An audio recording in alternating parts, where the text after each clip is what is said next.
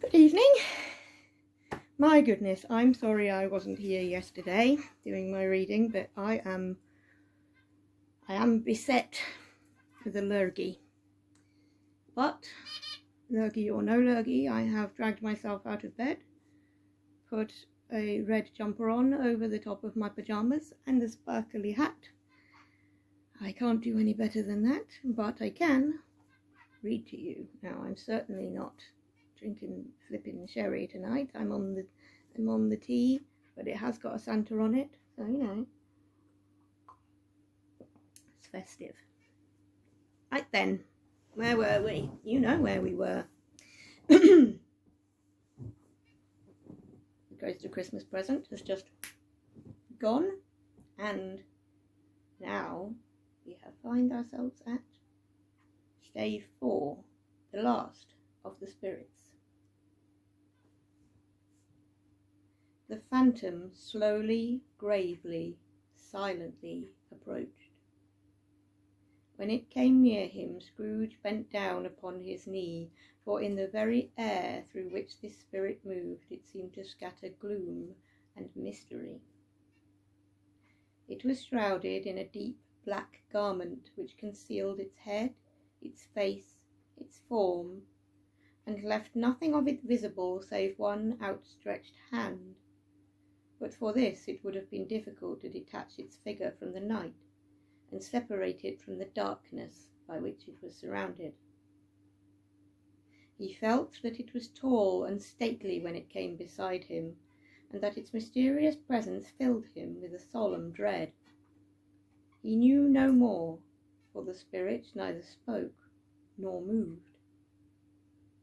"I am in the presence of the ghost of Christmas yet to come?" said Scrooge. The spirit answered not, but pointed onward with its hand.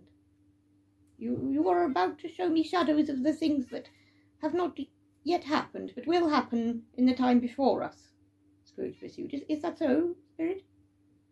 The upper portion of the garment was contracted for an instant in its folds, as if the spirit had inclined its head.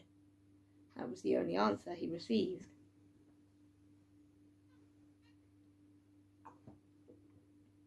Although well used to ghostly company by this time, Scrooge feared the silent shape so much that his legs trembled beneath him, and he found that he could hardly stand when he prepared to follow it.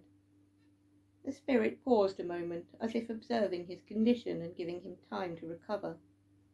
But Scrooge was all the worse for this. It thrilled him with a vague, uncertain horror to know that behind the dusky shroud there were ghostly eyes intently fixed upon him, while he, though he stretched to his own utmost, could see nothing but a spectral hand and one great heap of black. "Ghost of the future!" he exclaimed, "I fear you more than any spectre I have seen. But I know it is your purpose to do me good, and I hope to live to be another man from what I was. I am prepared to bear your company, and do it with a thankful heart. Will you not speak to me?" It gave him no reply. The hand pointed straight before them. "Lead on," said Scrooge, "lead on. The night is waning fast, and it is precious time to me, I know. Lead on, spirit." The phantom moved away, as it had come towards him. Scrooge followed in the shadow of its dress, which bore him up, he thought, and carried him along. They scarcely seemed to enter the city, for the city rather seemed to spring up about them, and encompass them of its own act. But there they were in the heart of it, change amongst the merchants, who hurried up and down, and chinked the money in their pockets, and conversed in groups, and looked at their watches, and trifled thoughtfully with their great gold seals, and so forth, and Scrooge had seen them often. The spirit stopped beside one little knot of businessmen. Observing that the hand was pointed towards them, Scrooge advanced to listen to their talk.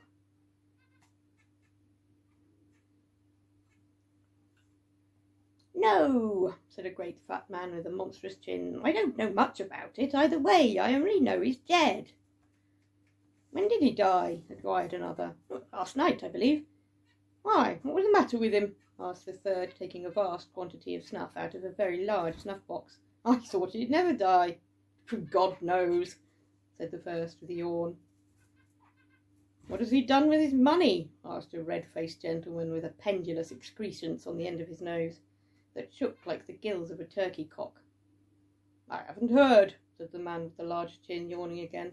Left it to his company, perhaps. He hasn't left it to me, that's all I know. The pleasantry was received with a general laugh. It's like to be a very cheap funeral, said the same speaker, for upon my life I don't know of anybody to go to it. Suppose we make up a party and volunteer. Well, I don't mind going if there are lunches provided, observed the gentleman with the excrescence upon his nose, but I must be fed, if I make one. Another laugh.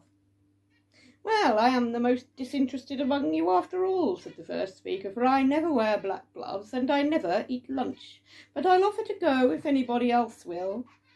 When I come to think of it, I'm not at all sure if I wasn't his most particular friend, for we used to stop and speak whenever we met. Bye-bye. Speakers and listeners strolled away and mixed with other groups. Scrooge knew the men and looked on towards the spirit for an explanation. The phantom glided on into a street, its finger pointed to two persons meeting. Scrooge listened again, thinking that the explanation might lie here. He knew these men also perfectly. They were men of business, very wealthy and of great importance.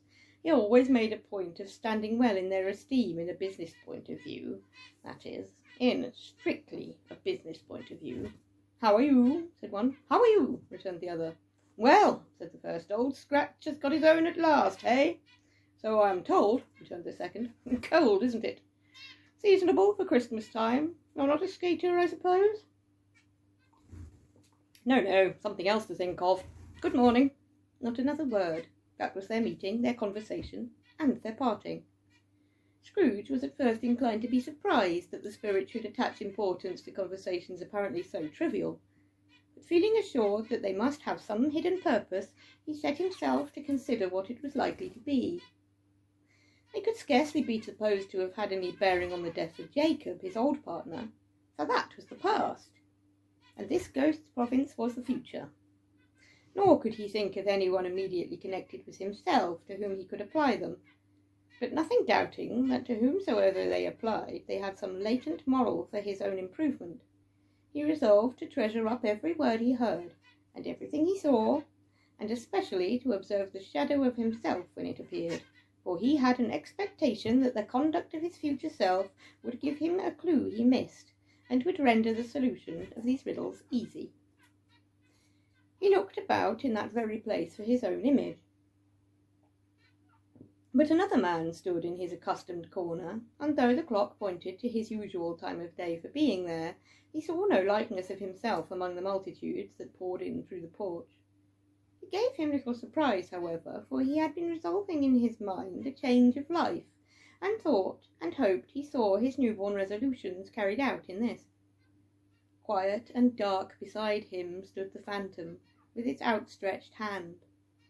When he roused himself from his thoughtful quest, he fancied from the turn of the hand and its situation in reference to himself, that the unseen eyes were looking upon him keenly. It made him shudder, and feel very cold. They left the busy scene and went into an obscure part of the town where Scrooge had never penetrated before, although he recognised its situation and its bad repute. Their ways were foul and narrow, the shops and houses wretched, the people half-naked, drunken, slipshod, ugly. Alleys and archways, like so many cesspools, disgorged their offences of smell and dirt and life upon the straggling streets, and the whole quarter reeked with crime, with filth, and misery. Far in this den of infamous resort there was a low-browed, beetling shop below a penthouse roof, where iron, old rags, bottles, bones, and greasy offal were bought. Upon the floor within were piled up heaps of rusty keys, nails, chains, hinges, files, scales, weights, and refuse iron of all kinds. Secrets that few would like to scrutinize were bred and hidden in mountains of unseemly rags, masses of corrupted fat, and sepulchres of bones. Sitting in among the wares he dealt with, by a charcoal stove, made of old bricks, was a grey-haired rascal nearly 70 years of age, who had screened himself from the cold air without by a frowsy curtaining of miscellaneous tatters hung upon a line, and smoked his pipe in all the luxury of calm retirement.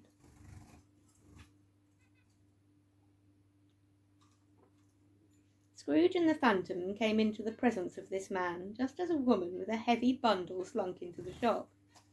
But she had scarcely entered when another woman, similarly laden, came in too, and she was closely followed by a man in faded black, who was no less startled by the sight of them than they had been upon the recognition of each other.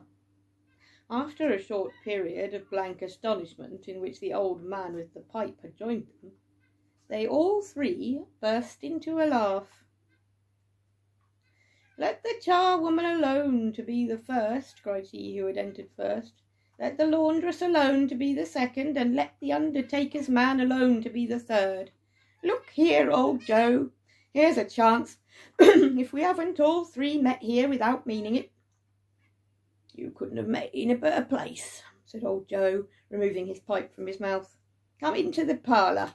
You were made free of it long ago, you know, and the other two ain't strangers.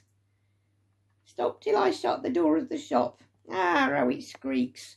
There ain't as much a bit of rusty metal in this place as our calling, as its hinges, I believe, and I'm sure there's no such old bones here as mine. We're all suitable to our calling. We're well matched. Come into the parlour. Come into the parlour." The parlour was the space behind the screen of rags. The old man raked the fire together with an old stair rod, and having trimmed his smoky lamp, for it was night, with the stem of his pipe, put it in his mouth again. While he did this, the woman who had already spoken threw her bundle upon the floor, and sat down in a flaunting manner upon a stool, crossing her elbows on her knees, and looking with a bold defiance at the other two. "What odds, then? What odds, Mrs. Dilber?" said the woman. "Every person has a right to take care of themselves. He always did." "That's true indeed," said the laundress. "No man more so." "Why then, don't stand staring as if you was afraid, woman. Who's the wiser? We're not going to pick holes in each other's coats, I suppose." "No, indeed," said Mrs. Dilber and the man together. "We should hope not." "Very well, then," cried the woman. "That's enough. Who's the worst for the loss of a few things like these? Not a dead man, I suppose." "No, indeed," said Mrs. Dilber, laughing. "If he wanted to keep 'em after he was dead, a wicked old screw," pursued the woman, "why wasn't he natural in his lifetime? If he had been, he'd have somebody there to look after him when he was struck with death, instead of lying gasping out his last there, alone by himself." "It's the truest word that ever was spoke," said Mrs. Dilber. "It's a judgment on him." "I wish it were a little heavier judgment," replied the woman, "and it should have been, you may depend upon it, if I could have laid my hands on anything else. Open that bundle, old Joe, and let me know the value of it. Speak out plain. I'm not afraid to be the first, nor afraid for them to see it. We know each other pretty well, that we were helping ourselves before we met here, I believe. It's no sin. Open the bundle, Joe." "Really, Black Mask, you're very excited." But the gallantry of her friends would not allow this, and the man in faded black, mounting the breech first, produced his blunder. It was not extensive, a seal or two, a pencil case, a pair of sleeve buttons, and a brooch of no great value at all. They were severally examined and appraised by Joe, who chalked the sums up that he was disposed to give for each upon the wall, and added them up into a total when he found that there was nothing more to come. "That's your account," said Joe, "and I wouldn't give another sixpence if I were to be boiled for not doing it. Who's next?" Mrs. Dilber was next. Sheets and towels, a little wearing apparel, 2 old-fashioned teaspoons, a pair of sugar tongs, and a few boots. Her account was stated on the wall in the same manner. "I always give too much to the ladies. It's a weakness of mine. It's the way I ruined myself, said old Joe. That's your account. If you asked me for another penny and made it an open question, I'd repent of being so liberal and knock off half a crown. Now undo my bundle, Joe, said the first woman. Joe went down on his knees for the greater convenience of opening it, and having unfast a great many knots, dragged out a large and heavy roll of some dark stuff. What do you call this? Said Joe. Bed curtains? You don't mean to say you took 'em down, rings and all, with them lying there? Said Joe. Yes, I do, said the woman. Why not? Ah, you were born to make your fortune, said Joe, and you'll certainly do it. I certainly shan't hold my hand when I'm doing all the wrong voice then. I certainly shan't hold my hand when I can get anything in it by reaching out for the sake of such a man he was. I promise you, Joe, returned the woman coldly. Don't drop that oil upon the blankets now. His blankets? Who else's do you think? Replied the woman. He isn't likely to take cold without 'em, I do dare say. I hope he didn't die of anything catching, eh? Said old Joe, stopping in his work and looking up. Don't you be afraid of that, returned the woman. I ain't so fond of his company that I'd loiter about him for such things if he did. Ah, you may look at that shirt till your eyes ache, but you won't find a hole in it, nor a threadbare place. It's the best he had, and a fine one too. They'd have wasted it if it hadn't have been for me. What do you call wasting it? Asked old Joe. Putting it on him to be buried in, to be sure, replied the woman with a laugh. Somebody was fool enough to do it, but I took it off again. If calico ain't good enough for such a purpose, it isn't good enough for anything. It's quite as becoming to the body. He can't look any uglier than he did in that one. Scrooge listened to this dialogue in horror. As they sat grouped around their spoil in the scanty light afforded by the old man's lamp, he viewed them with a detestation and disgust which he could hardly have been greater, though they had been obscene demons marketing the corpse itself. "Ha! laughed the same woman, when old Joe, producing a flannel bag with money in it, told them their several gains upon the ground. This is the end of it, you see. He frightened everyone away from him when he was alive, to profit us when he was dead. Spirit, said Scrooge, shuddering from head to foot. I see. The case of this unhappy man might be my own. My life tends that way now. Merciful heaven, what is this? He recoiled in terror, for the scene had changed, and now he almost touched a bed, a bare, uncurtained bed, on which, beneath a ragged sheet, there lay a something covered up, which, though it was dumb, announced itself in awful language. The room was very dark, too dark to be observed with any accuracy, though Scrooge glanced around it in obedience to a secret impulse, anxious to know what kind of room it was. A pale light rising in the outer air fell straight upon the bed, and on it, plundered and bereft, unwatched, unwept, uncared for, was the body of this man. Scrooge glanced towards the phantom. Its steady hand pointed towards the head. The cover was so carelessly adjusted that the slightest raising of it, the motion of a finger upon Scrooge's part, would have disclosed the face. Well, I know, Bingo. I know. He thought of it, felt how easy it would be to do, and longed to do it, but had no more power to withdraw the veil than to dismiss the spectre at his side. Well, I know you like me, Pingu, and I'm glad you have to say that, but it's not very helpful, my dear. You do know why they beep, don't you? They beep because I'm talking, and they like me, and they're trying to tell me about beep. See, somebody loves me. They would beep for me if I died. Oh, cold, cold, rigid, dreadful death! Set up thine altar here, and dress it with such terrors as thou hast at thy command. For this is thy dominion. But of the loved, revered, and honoured head, thou canst not turn one hair to thy dread purposes, or make one feature odious. It is not that the hand is heavy and will fall down when released. It is not that the heart and pulse are still, but that the hand was open, generous and true, the heart brave, warm and tender, and the pulse a man's. Strike, shadow, strike, and see his good deeds springing from the wound to sow the world with life immortal.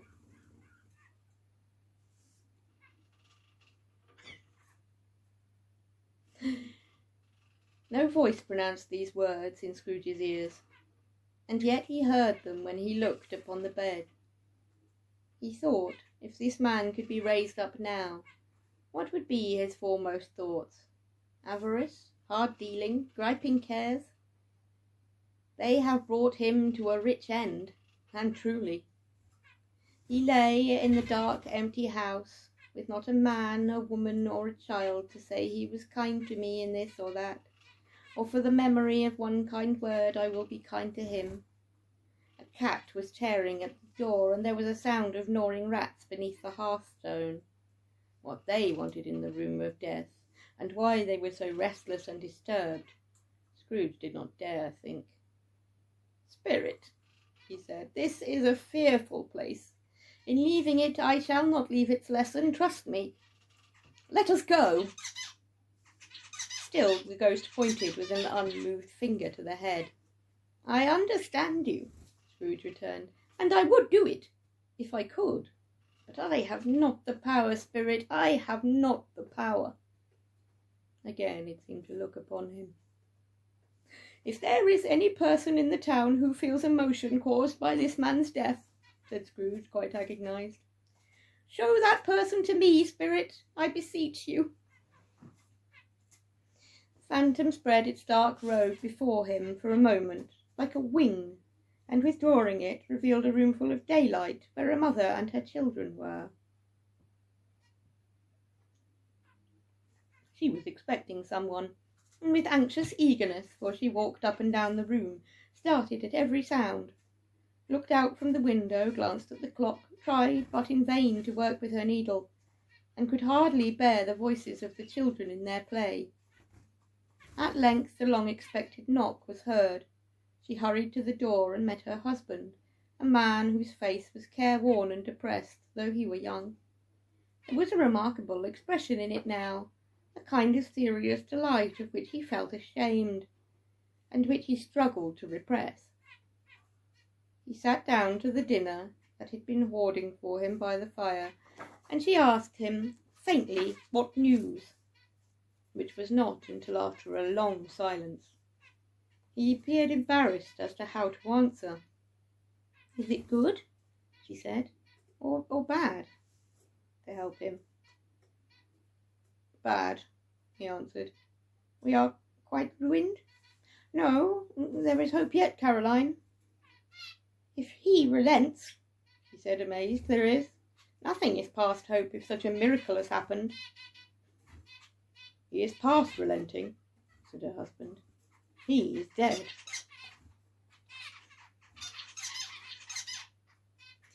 She was a mild and patient creature, if her... Stop it, you lot! I'm sorry, I can't concentrate, they're making me chuckle. You guys!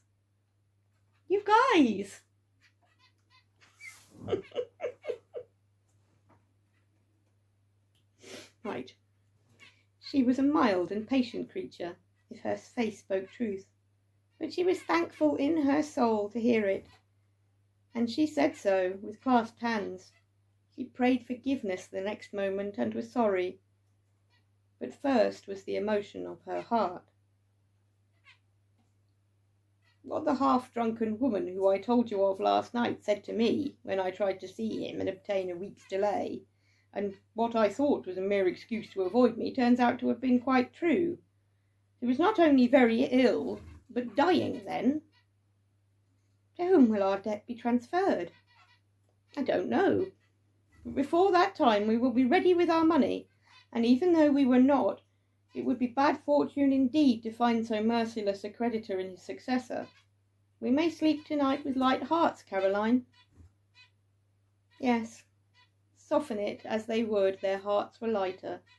The children's faces, hushed and clustered round to hear what they so little understood, were brighter, and it was a happier house for this man's death. The only emotion that the ghost could show him, caused by the event, was one of pleasure. "Let me see some tenderness connected with the death," said Scrooge, "or that dark chamber spirit which we left just now will be present for me for ever." The ghost conducted him through several streets familiar to his feet, and as they went along, Scrooge looked here and there to find himself, but nowhere was he to be seen. They entered poor Bob Cratchit's house, the dwelling he had visited before, and found the mother and the children seated round the fire. Quiet. Very quiet. The noisy little Cratchits were as still as statues in one corner, and sat looking up at Peter, who had a book before him. The mother and her daughters were engaged in sewing, but surely they were very quiet. And he took a child and set him in the midst of them. Where had Scrooge heard those words? He had not dreamed them. The boy must have read them out. As he and the spirit crossed the threshold, why did he not go on? The mother laid her work upon the table and put her hand up to her face. "The colour hurts my eyes," she said. "The colour? Oh, poor Tiny Tim." "They're better now again," said Cratchit's wife. It makes them weak by candlelight, and I wouldn't show weak eyes to your father when he comes home for the world. It must be near his time." "Past it, rather," Peter answered, shutting up his book. "But I think he has walked a little slower than he used to these past few evenings, mother." They were very quiet again. At last she said, and in a steady, cheerful voice that only faltered once, I have known him walk with Tiny Tim upon his shoulder very fast indeed." "And so have I," said Peter, "often." "And so have I," exclaimed another. So had all. "But he was so light to carry," she resumed, intent upon her work, "and his father loved him so that it was no trouble. No trouble. Oh, and there is your father at the door." She hurried out to meet him, and little Bob, in his comforter, he had need of it, poor fellow, came in. I've lost my book. His tea was ready for him on the hob, and they all tried who could to help him to it the most. Then the two young Cratchits got upon his knees, and laid, each child, a little cheek against his face, as if they said, "Don't mind it, father, don't be grieved." Bob was very cheerful with them, and spoke pleasantly to all the family. He looked at the work upon the table, and praised the industry and speed of Mrs. Cratchit and the girls. They would be done long before Sunday, he said. "Sunday? You went today, then, Robert?" said his wife. "Yes, my dear," returned Bob even. "I wish you could have gone. I would have done you good to see how green a place it is. But you'll see it often. I promised him that I would walk there on a Sunday." "My little child," cried Bob, "my little child." He broke down all at once. He couldn't help it. If he could have helped it, he and his child would have been farther apart than perhaps they already were. He left the room and went upstairs into a room above, which was lighted cheerfully and hung with Christmas. There was a chair set close beside the child, and there were signs of someone having been there lately. Poor Bob sat down upon it, and when he thought a little and composed himself, he kissed the little face. He was reconciled to what had happened, and went down again quite happy. They drew about the fire and talked, the girls and mother working still. Bob told them of the extraordinary kindness of Mr. Scrooge's nephew, whom he had scarcely seen but once, and who, on meeting him in the street that day, and seeing that he looked just a little down, said Bob, inquired what had happened to distress him. On which, said Bob, for he is the pleasantest spoken gentleman you ever have heard, I told him. I am heartily sorry for it, Mr. Cratchit, he said, and heartily sorry for your good wife. By the by, how he ever knew that, I don't know. Knew what, my dear? Why, that you were a good wife, replied Bob. Oh, everybody knows that, said Peter. Very well observed, my boy, cried Bob, and I hope they do. Heartily sorry, he said, for your good wife. If I can be of service to you in any way, he said, giving me his card, that's where I live. Pray come to me. Now it wasn't, cried Bob, for the sake of anything that he might be able to do for us, so much as for his kind way, that this was quite delightful.